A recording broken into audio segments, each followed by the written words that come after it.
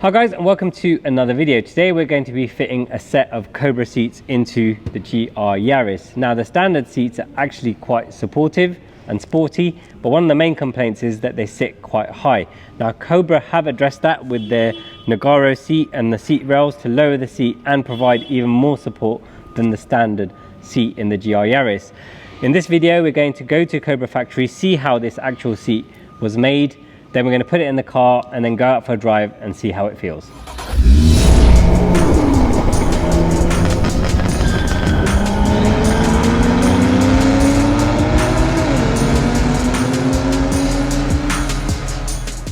So we're inside the Cobra factory and I've got Adam here from Cobra who is involved in design and development of the seats to talk me through the process, and we're at the first station. Do you want to explain what's going on here? So we've got our Gerber cutter here, which is it's basically a vacuum bed which the material gets laid onto like it is now. We then put a sort of plastic polythene over the top, and then there's inside the head there's an oscillating knife which then cuts from a DXF that we've created the lays for to sort of minimize wastage, get the right direction of the parts, because on vinyl it doesn't matter as much apart from the stretch. But if you've got a material with a nap that goes one way or another, if you've got two parts next to one another that are out, as soon as you put them on the seat you'll have a colour difference in that respect. So as I say, on this it doesn't really matter apart from the fitment wise in terms of stretch. And is there any materials that this can't deal with? I think we were discussing earlier there's still some materials that you hand cut. Yeah, so this one in particular can't do leather. You can get them to do leather, but it involves, you need a camera that scans the leather hide first, picks up the imperfections, and then works out. does its own lay dependent on the imperfections and the size of the part. And then the other one's sort of patterned materials, just when you want to get, because you've got, these are sort of oversized, so when we make an origin for that, we'll sort of say put an origin there. If you haven't quite got this perfectly straight, or you don't get the origin right, if you're doing something like a tartan where you want a line in the tartan to be in the middle, it's not going to happen as easy with this as it would. It's something that you could just hand cut and it'd most probably be quicker than doing it with this machine. Understood. Cool, so this is the actual material that's going to go on our seat. So we've got that's the Amalfi vinyl surround, and then that is a Dynamica for the centre.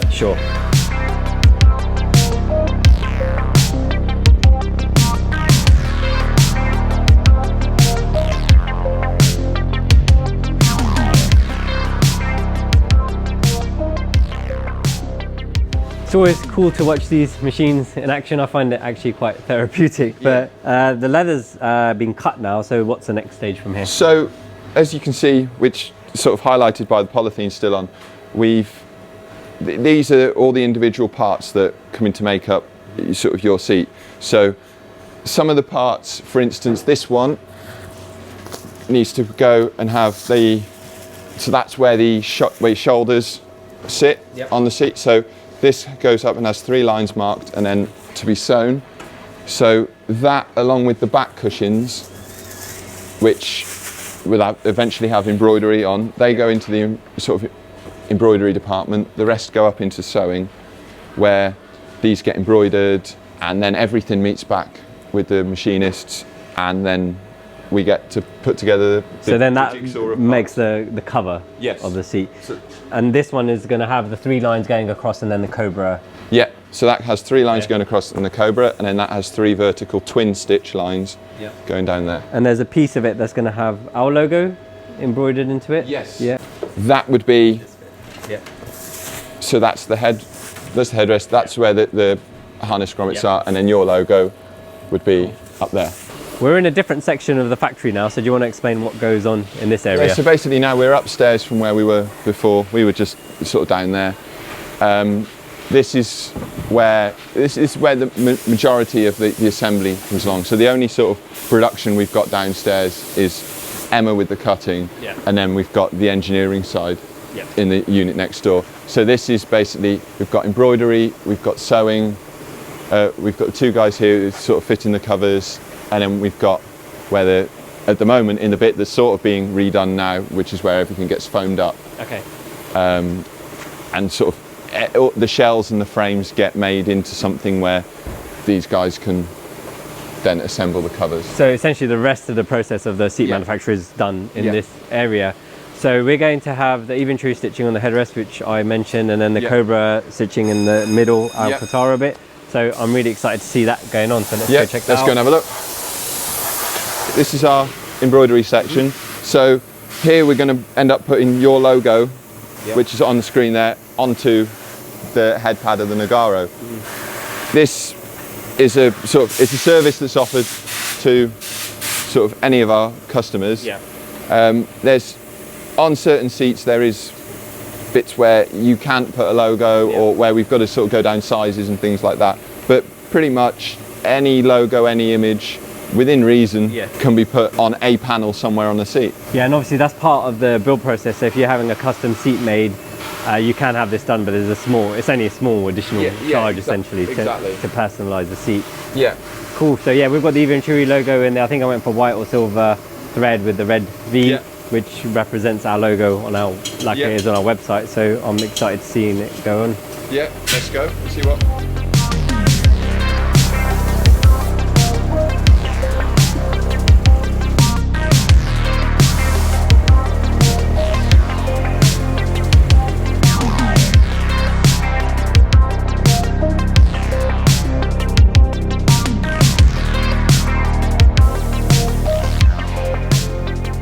With the embroidery done, it's time to move to the next station. So you want to explain what's going on here? Yeah, so now we're up in the sort of sewing department. So this is where the jigsaw of parts pretty much turn into what looks more like a seat cover, basically. So we've got Claire's now just starting off with sort of your head pads.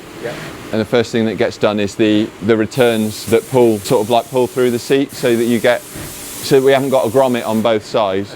We pull it through as a sock and then put a grommet on the back to cover that. I think it's about an hour's worth of work per seat or per Nogaro to sew, and she'll do the main bit of sewing first and then come back and put all the twin stitching around the outside.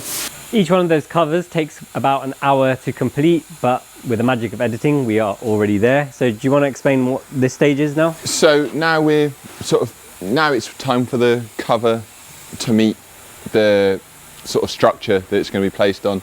In this case, it's a composite cover for our Nogaro.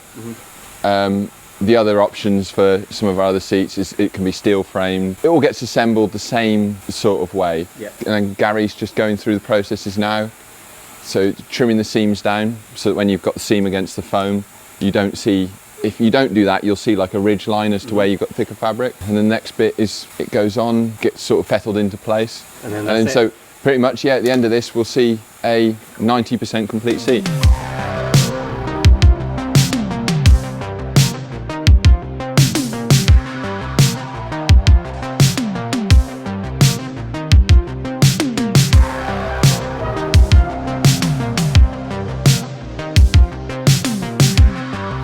Adam, the seat looks pretty much complete now, so do you want to explain what's going on at this workstation? So basically this is our final inspection sort of quality control sort of section. So as the guys check each other's work sort of at each stage anyway, so that they're happy with it when it leaves them. But this is kind of like the final, make sure everything's perfect to how the customer and sort of we expect things to leave. So he's just going to check everything, check seams, and then the final thing is to just give it sort of a wipe down, clean, get rid of any sort of fingerprints and stuff off the shell, and then bag it up ready for packaging. Adam, it's been absolutely fascinating watching the process of our seats being made that are going to be in our GR Yaris, so really appreciative of that. The next stage for us is going to speak to your boss Mark, because I want a little bit of back history on Cobra, where it started and what he thinks the future is for the company. So thanks again. So I'm sitting with the managing director of Cobra, Mark. Nice to see you again. Nice to see you again. So yeah, I just wanted to run through a bit of the history of the company. I've been in business for 15 years and I grew up in the Max Power era, and I remember seeing your seats in the magazine. So you've been around a lot longer than that. and I think it'd be interesting for people to know a bit about the heritage of the brand. So do you want to give us a brief overview? Yeah, absolutely. So we've been in business for well over 40 years now. My father started the business in 1975 down in Surrey, where we originally came from, and he was working with a guy in a small shed developing modern style seats, and got a big order secured from a company called Gordon Spice Engineering, and we moved to Telford because we took advantage of it. Was a new town. There was lots of encouragement to come here and set up this factory with the intention of making our fortune and going home, and we never did. We didn't look back. Yeah, we're still here, and it's a lovely place to be. And so I joined the business 33 years ago now. I had to beg my father to come and work for him because he sent me off to work in a bank and said I needed to make my own career, and I was miserable. I knew this was my destiny. And then 10 years into the business, he said, right, your mum and I are ready to retire, and I had to buy the business off them, and it took me 16 years to pay for it. So I didn't. No free gifts here. No free gifts. No. I earned my stripes, but it was all the better for me doing so, because this business I'm really passionate about it. You know, it runs through my veins, and I love the fact that it's a generational business. So the 3 dots signify granddad, dad, and me. Yep. Grandfather being the initial sort of his lifelong work was at AC's, where the incredible Cobra car was, and that's the name. So we started as Superform Seats, which was the name my dad gave everything, and we had the abbreviation of SF in front of every model we did. So, and then that when we moved to Telford, we expanded, and we adopted the name Cobra to represent the connection between Grandad. And Grandad came here in the early days of the setup and helped Dad set up. And I used to marvel at his trimming skills. He was a genius, a real craftsman. And that's kind of gone down through all the generations. So we affectionately call my son Dot 4, who now works for me. He's finished his apprenticeship and working here. So we're now on to the 4th generation. And it's a fascinating and interesting business to be part of, and I forget the things that we've done over the years, So it's nice to recall when I get a chance to talk to people about the history.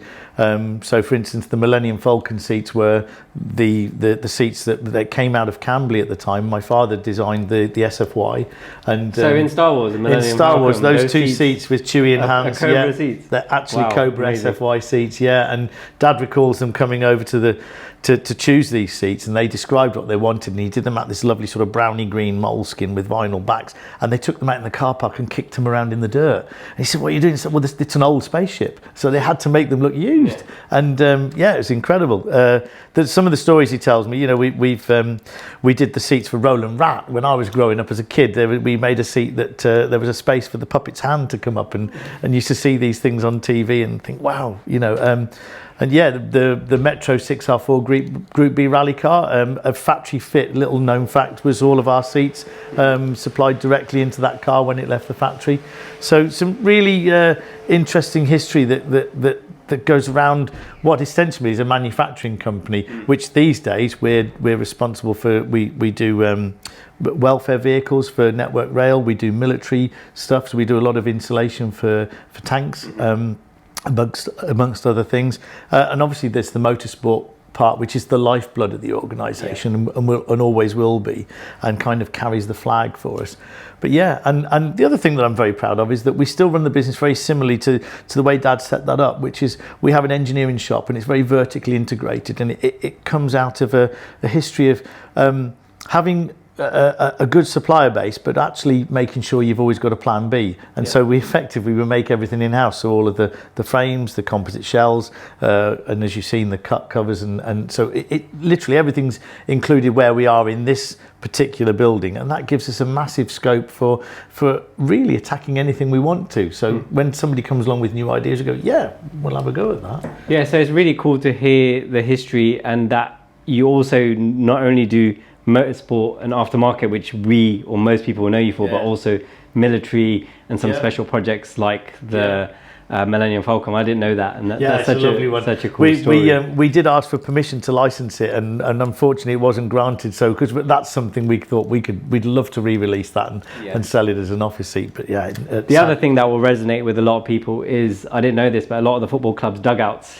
They're your seats as that's well. Again, and that's a little secret we keep, far too secret really, because we don't have our branding on it, and that came out of the fact that we did Man City and Man United first of all, and we put our names on the seats, and a lot of the clubs came to us and said, can we do the same? And I said, yeah, but you're missing a trick here. You don't want us to do a deal for you on those seats. You go away and sell the airtime that you get with the so it started a trend of the sponsors were paying for the seats and creating a revenue stream for the clubs. And we've got literally, of all the Premiership clubs, I think there's only 3 current clubs that we don't have our seats in. We've got a massive presence in the Championship clubs, and even down to some of the smaller clubs now, the wannabes, they're picking up on this. So yeah, it's a really good business, really interesting. So it's been fascinating hearing this really brief overview, but I think there's so much more that we could talk about, but this video is probably not the place for it, because I think we could probably go on for quite a while. I do have a podcast called The Journey, and it's about people's stories,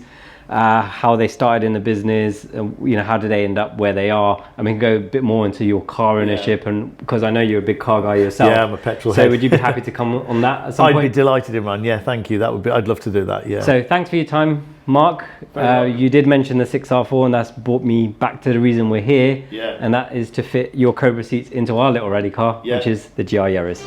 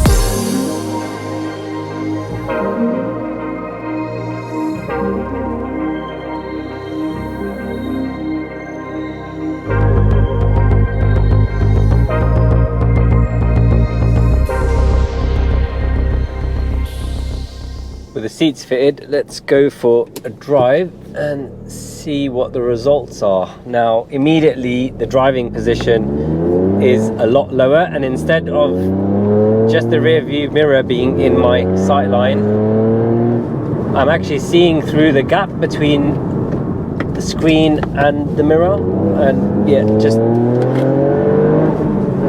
going around corners, it just holds you in place.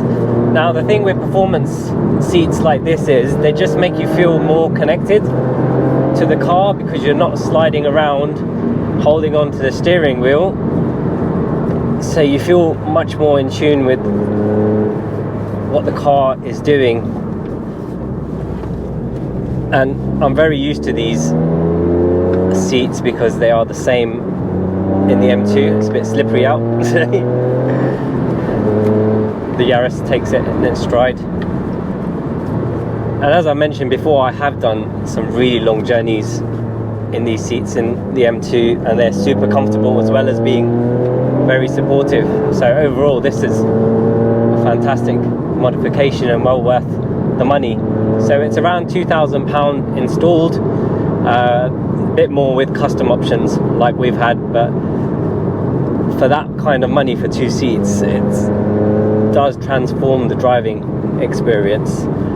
So we did lose a little bit of weight in this process. The seats lose about 3 kgs, and you might not think that's a lot, but the standard seats are not electric and they're actually pretty light from the get-go. You could lose more by spending more money on carbon, but you're starting to get diminishing returns there. But obviously it depends on what your aim is. We put the Deadweight Industries battery in, and that lost us 13.3 kgs, which is a substantial amount. And again, they do another option which loses even more in the Yaris, but we went for the mid-range one. And with the Acura we lost 5.4 kgs in the previous video, so overall we've lost about 22 kgs on the car, which is not bad for a car that already is pretty lightweight. But yeah, this car's great anyway, but the little changes we've made just improved it incrementally. So that's it for this video. If you guys are interested in buying the seats, please shoot us a message. We don't quite have them on the website yet. I'm actually off to the Alps in this, so I'll try and capture some footage so you can see how it performs on those roads, but I'm sure it will be in its element.